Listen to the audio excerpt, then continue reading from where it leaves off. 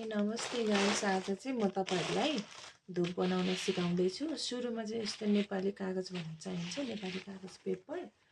यस्तो पेपर हुन्छ अनि यो पेपरलाई चाहिँ अब सुरुमा चाहिँ यसरी यस्तो पेपर आएको हुन्छ, त्यसलाई यसरी पट्याउने हो। यसरी पट्याउने, यसरी पट्याएपछि यसरी पट्याउनु पर्छ। सुरुमा चाहिँ यो नेपाली कागजलाई यसो गरेर पट्याउने। यस्तो हुन्छ सुरुमा, हेर्नु है, सुरुदेखि नै सिकाउँछु म तपाईहरुलाई। यसो गर्ने, यसरी पट्याउने, त्यसपछि फेरि पनि यसलाई एकचोटी यसरी पट्याउने अनि त्यसपछि कैचीले सट्ट बीचमा काट्दिने। त्यसपछि बीचमा काटेपछि यसलाई फेरि यसरी फोल्ड गर्ने। यस्तो हुन्छ।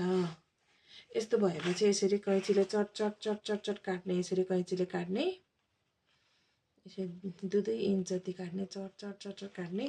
काटेपछि हामीले यो पेपरलाई काटेपछि ठ्याक्क यसरी निकाल्ने। यसरी फोल्ड निस्किन्छ, यसरी निस्किन्छ है, यसरी निक्लिन्छ। यसरी निक्लेपछि यस्तो हुन्छ।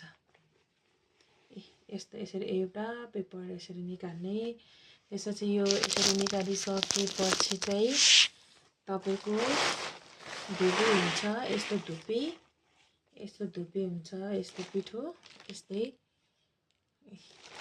धुपीलाई मजाले यसलाई यसो गरेर यस्तो एक पिसाको पेपरलाई यसो गर्ने, बीचमा यसरी फोल्ड गर्ने, यसो गर्ने।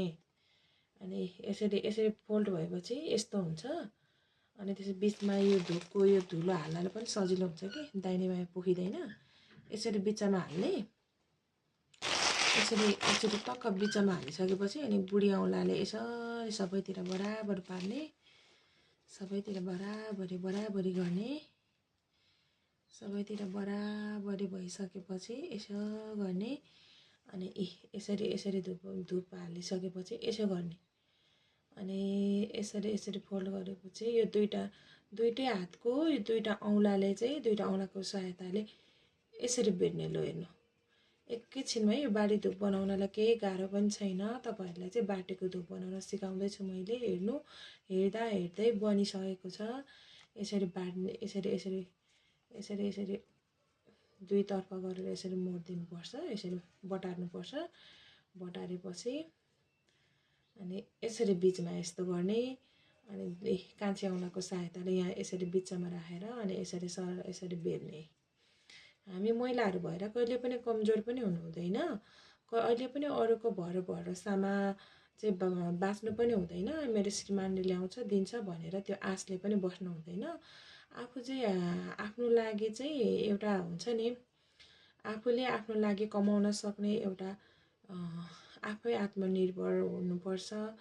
आफैले के न के गर्न सक्छु म भन्ने एउटा आत्मविश्वास भएर एउटा हातमा सिप सिकाउनुपर्छ, हातमा सिप हुनुपर्छ।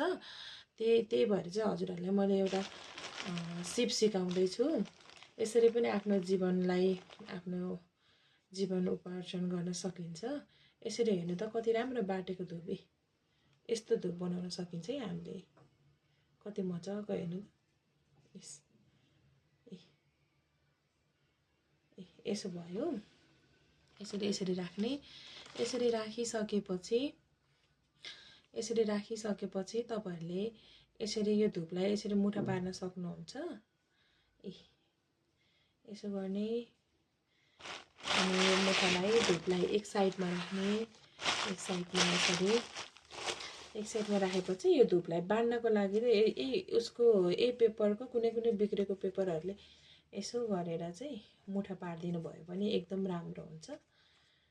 अनि यसरी मुठा पार्ने, सबैमा 10-10वटा हालेर मुठा पार्दिनु पर्छ। अनि एक मुठालाई 20 रुपैयाँको दरमा जान्छ। हेर्नु, यसै गरी चाहिँ मैले एउटा सानो यो घरेलु सिँचाइ हो। हेर्नुस् त, यसरी बनाउन सकिन्छ। कति राम्रो छ हेर्नुस् त।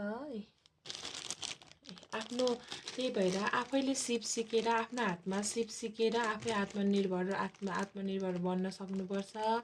सिकेर आफैले के गर्न सक्नुपर्छ।